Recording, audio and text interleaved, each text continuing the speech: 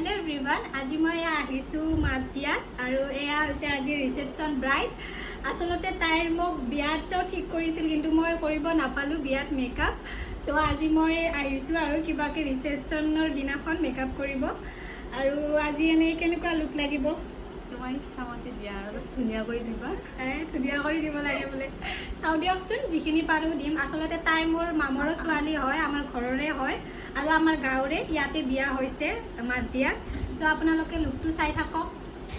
এয়া আজি আমাৰ কইনা ৰেডি হৈ গ'ল কেনেকুৱা হৈছে লুকটো আপোনালোকে জনাব মোৰটো খুবেই ভাল লাগিছিলে আৰু কইনাও বহুত ভাল পাইছিলে এয়া আপোনালোকক এবাৰ মই দৰা কইনাকো দেখাই দিছো একেলগে আসলতে কইনাই নিজৰ বিয়াৰ দিনাখনে মোৰ তাত মেকআপ কৰিব নাপাই বহুত দুখ কৰিছিলে সেইকাৰণে মই আজি ৰিসেপশনৰ দিনাখন বহুত অসুবিধাৰ মাজত হলেও মই তাইক মেকআপ কৰিব গৈছিলো